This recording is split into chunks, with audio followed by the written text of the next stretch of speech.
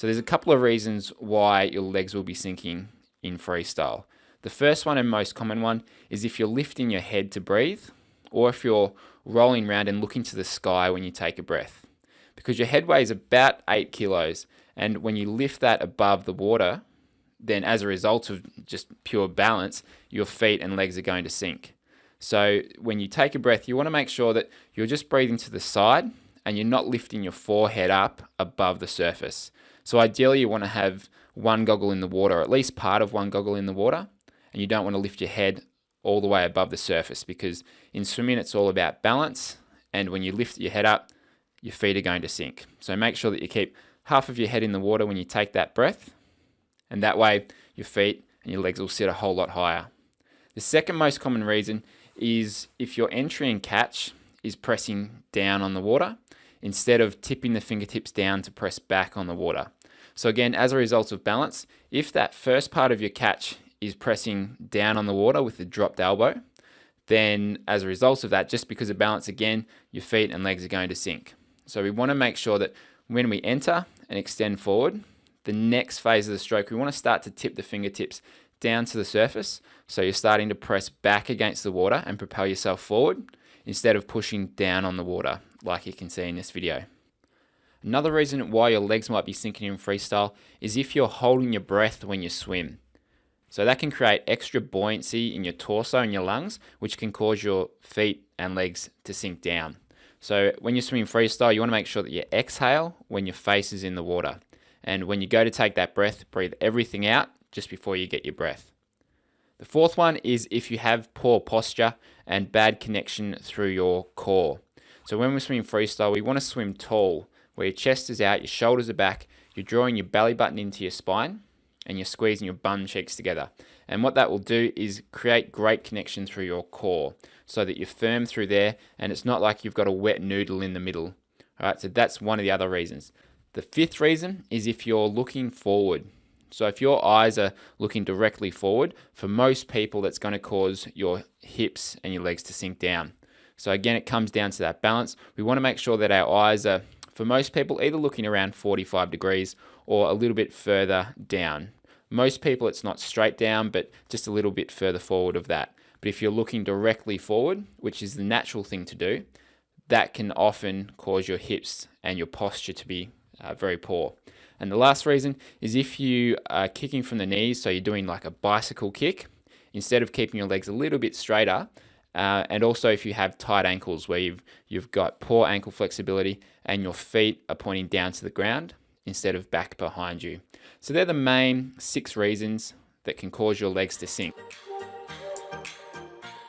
So the 3 things that I find are probably the biggest ones here. Number 1 is her catch. You can see in the first video, as she's entering and extending forward, the fingertips, the hands, the wrists, they all stay very high as she's extending out in front. What we like to try and get to is the position where her fingers are slightly lower than the wrist is slightly lower than the elbow as you're entering and extending forward. This allows you to start the catch. This allows you to start pressing back on the water a little bit sooner as opposed to pressing down on the water or putting the brakes on when those fingertips come up. And so this is probably one of the biggest things that have helped her take off those 20 seconds, because when someone comes to us and they're doing this, it's slowing them down so much. And when we go through some of the drills, like some of the sculling drills, some of the kicking drills, we get them to practice doing the right thing and the wrong thing. And the right thing is fingers below wrist, wrist below elbow.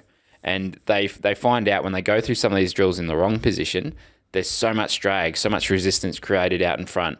So if we can just get you to enter and extend in that position there with that nice long line out in front, where you should feel the water coming just over the top of your fingertips when you're extending out in front there. That sets you up so much better for the rest of the stroke. So that's probably one of the most noticeable differences. You'll see from the front position as well, that's allowed her to get a slightly better angle in the catch. So when we look from the front, as she's pulling through past her shoulder, we want to get to the angle where it's around 100 to 120 degrees with the arm angle. From if we take the angle from the shoulder to the elbow to the hand, that should be 100 to 120. You can see not quite there yet, but much better than what it was originally, where the arm was quite straight. So that as well is a very obvious difference there. The other thing you can see with her right hand is she's finishing off the back of the pull. She's finishing a long way from her hip in the initial video, and now she's finishing much closer to the hip, which is what we want. If you finish out too wide from the hip, it's a much weaker position, and it's also not directing you straight forwards. I mean, picture yourself trying to pull yourself out of the pool with that wider position. You haven't got quite as much power as if you were pressing back, almost brushing that hip there. So that's the first one and most obvious one, and probably where the biggest improvement has come from. Second thing is the alignment. So in terms of alignment, we like to look from the top, so the bird's eye view, and here we like to use the analogy of swimming on a set of train tracks. So picture you've got a set of train tracks in line with each ear or your shoulders, and every time you enter and extend forward, you're following those train tracks. It doesn't mean that you pull straight through and follow the train tracks on the pull. It's just when you enter and extend forward.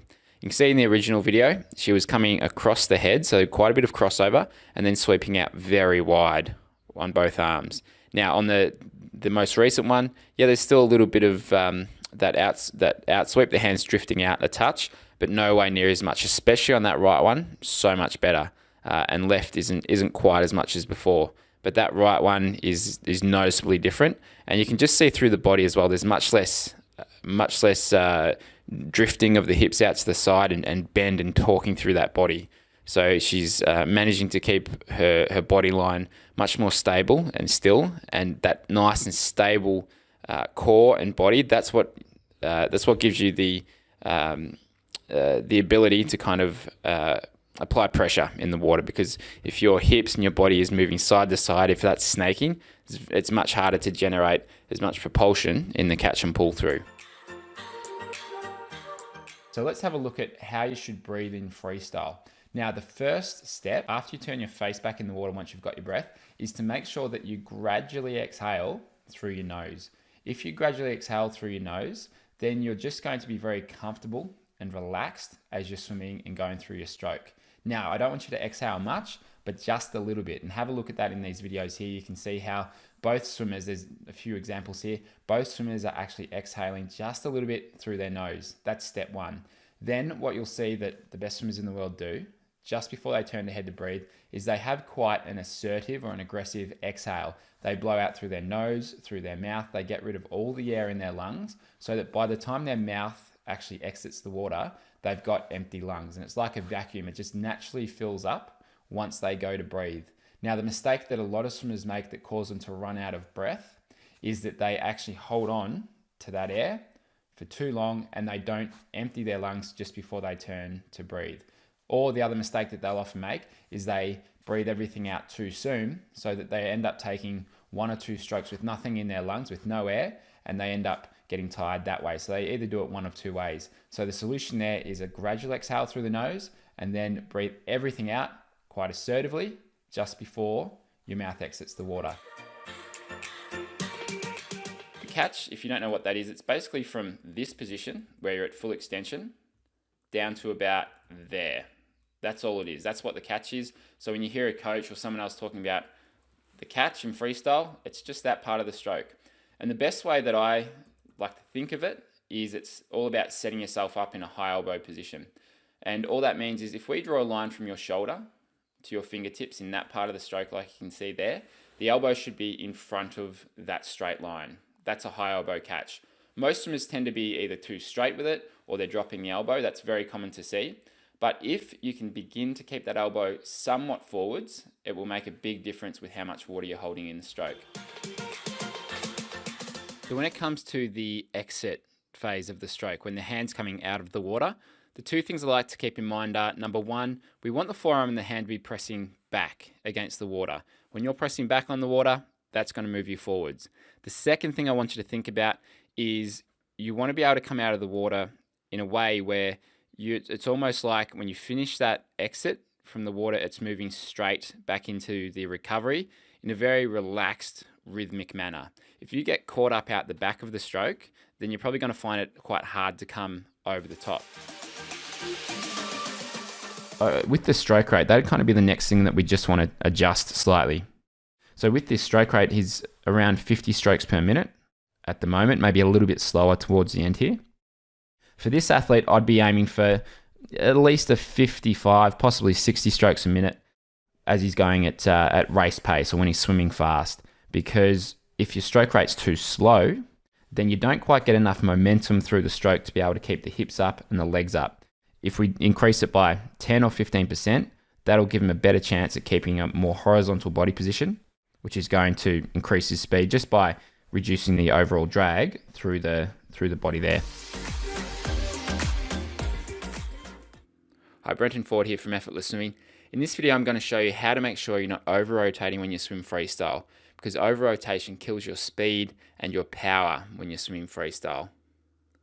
When we look front on at a swimmer, we're looking for a rotation of 35 to 40 degrees when we take the angle from the shoulders through to the surface of the water. Occasionally, the swimmer will rotate to around 45 degrees when they take a breath, but if you're rotating more than this, then you're more than likely over-rotating. Occasionally, we see swimmers rotating up to 90 degrees through the shoulders, but it's very hard to have a strong catch and a strong pull through when you over-rotate and you rotate that far, because it drops the shoulder and the hand down deep in the water where there's not much power for most people. The way we stop swimmers from over-rotating is taking them through this little sequence, which is first of all having the right posture. So if you've seen any of our other videos, you'll know that we talk about keeping your chest out, shoulders back, drawing your belly button into your spine, and squeezing your glutes or your bum cheeks together a little bit. Not so that you're really tense, but just so that you're strong through your core and you're tall through your body. So posture is the first thing. Second thing is a drill that we go through, which is kick on your front with one arm out the front, one arm by your side, and you're just breathing to the side.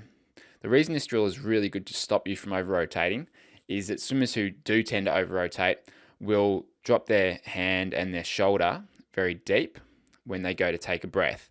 Whereas this drill, because you're kicking mostly on your front with a little bit of rotation, you're going to be a lot more balanced when you take that breath, and you're going to get used to not having to rotate all the way to 90 degrees to take that breath. So you can basically get your breath a whole lot easier and a whole lot lower than what you might be doing at the moment.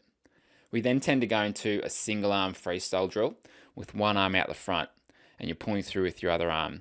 And again, this just gets you comfortable with rotating a little bit less than what you might be doing at the moment. The third thing is to check your width in terms of your entry and extension out the front. So when we look at freestyle, it should be hand entering in front of the shoulder or the ear and then extending straight forward. If you come across your head, it's very hard to get a good catch on the water, but it's also most likely going to cause you to over-rotate. So keep your hand in front of your shoulder or your ear as you enter and extend forward. One of the most evident things you can see from the side here that's going to help him improve is if we can just improve his alignment and get his feet a little bit closer together or his legs a bit closer together when he's kicking. And when the legs tend to splay out wide, like you can see here, 9 times out of 10, it's a counterbalance to what the arms are doing. So when you see someone whose legs aren't kicking small enough, then it's often what the arms are doing out in front. So if we look at the front view here, you can see that on the entry, his hand direction is coming across the center on entry, and then he's crossing the midline, so the middle of the head, and then he's kind of going out a little bit too wide and pulling underneath his body, but in a very wide position there. So that sort of side-to-side movement where he comes into the center and then out too wide, that's causing the legs to splay out the back. And when the legs splay out the back, it's extra drag, extra resistance, and we want to make it like we're swimming down a very narrow corridor. So if we can just tighten things up a little bit, narrow things up so we can just fit into that smaller space like we're swimming down a narrow corridor or a narrow hallway, then we're going to be more efficient.